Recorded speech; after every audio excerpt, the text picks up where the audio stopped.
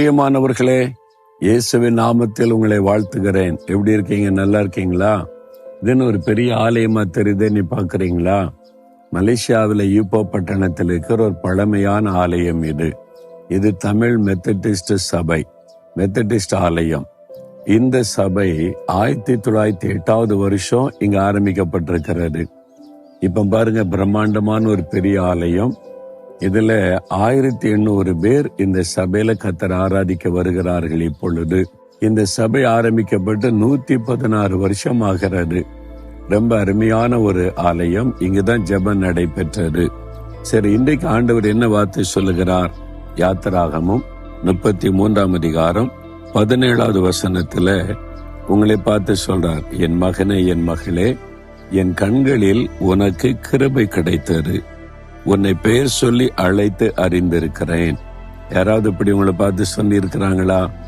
என் கண்களில் உனக்கு கிருபை கிடைத்தது, உன்னை பெயர் சொல்லி அழைத்து அறிந்திருக்கிறேன்னு சொல்லி இருக்கிறாங்களா? சொல்லுகிறவர் யார் தெரியுமா? வானத்தையும் பூமி உண்டாக்கின வல்லமை உள்ள தேவன். அது எவ்வளவு பெரிய பாக்கியம் இல்ல? என் கண்களில் உனக்கு கிருபை கிடைத்ததுன்னு ஆண்டவர் சொல்றார். அதாவது மோசேயிட்ட ஆண்டவர் பேசும்போது, என் கண்களில் உனக்கு கிருபை கிடைத்தது அப்படின்ற வார்த்தை ஆண்டவர் சொல்லுகிறார். நான் இந்த கொரோனா காலத்துல, லாக்டவுன் காலத்துல தான் ஜெபிக்கலாம் வாங்க அப்படின்னு நிகழ்ச்சி ஆரம்பிச்சோம். 167 நாடுகள்ல மக்கள் இன்றைக்கு வரைக்கும் பாக்குறாங்க, இணைந்து ஜெபிக்கிறாங்க.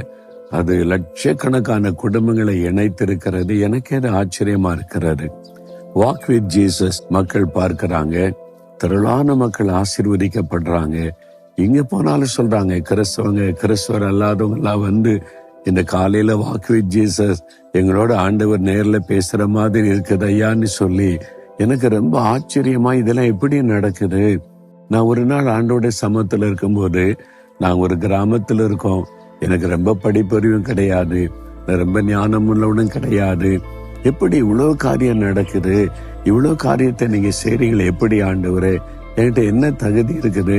அப்படிலாம் நினைத்து ஆண்டவர்கிட்ட பேசும்போது ஆண்டவர் ஒரு காரியம் சொன்னார். தெளிவா என்னோட பேசினார். என் கண்களில் உனக்கு கிருபை கிடைத்தது. அப்பதான் நான் அறிந்து கொண்டேன், இது என்னுடைய தகுதியினாலும் அல்ல, என்னுடைய ஞானத்தினாலும் அல்ல, என் திறமையினாலும் அல்ல, தேவனுடைய கிருபை. கிருபை என்பது தகுதியற்ற ஒருவனுக்கு தேவன் காண்பிக்கிற தயவுதான் கிருபை. எனக்கு தகுதியே இல்லை, இந்த ஊழியத்தை செய்யக்கூட நான் தகுதியற்றவன். அவர் எவ்வளவு பரிசுத்தமுள்ள தேவன், அந்த நாமத்தை சொல்லக்கூட நான் அருகதையற்றவன். ஒரு காலத்துல இயேசுவை கேவலமாய் பேசின ஒரு துரோகி நான். அவரை பற்றி சொல்ல எனக்கு என்ன அருகதை இருக்கிறது? ஒரு தகுதியும் இல்லை. ஆனால் என்னை ஆண்டவர் பயன்படுத்துகிறாரே, அது அவருடைய கிருபை. தகுதியற்ற எனக்கு தேவன் காண்பித்த தயவு.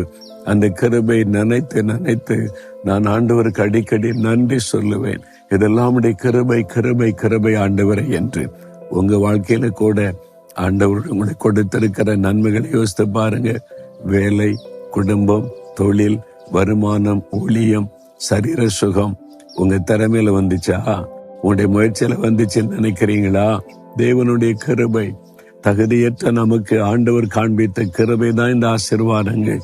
அதை நினைத்து ஆண்டவரே உமக்கு கிருபைக்காக ஸ்தோத்திரம்னு சொல்லுங்க. என் கண்களில் உனக்கு கிருபை கிடைத்தது, மகனே, மகளே, உன்னை பேர் சொல்லி அழைத்து அறிந்திருக்கிறேன் என்று சொல்லுகிறார். தாழ்மையா நடந்து கொள்ளுங்க. நம்ம கிட்ட ஒண்ணுமே கிடையாது.